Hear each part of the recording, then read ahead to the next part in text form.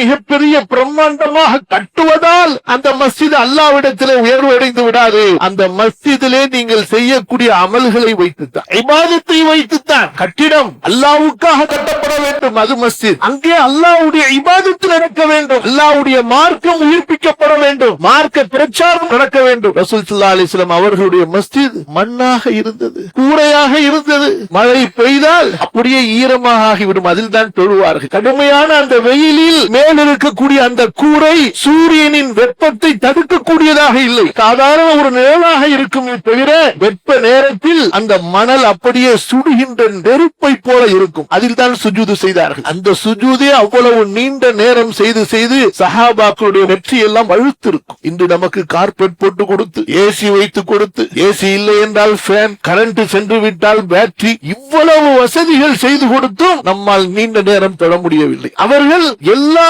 நெருக்கடிகளுக்கு மத்தியிலும் எந்த வசதியும் இல்லாமல் அந்த வெயிலில் நீண்ட நேரம் தொழுவதிலே இன்பத்தை பார்த்தார்கள்.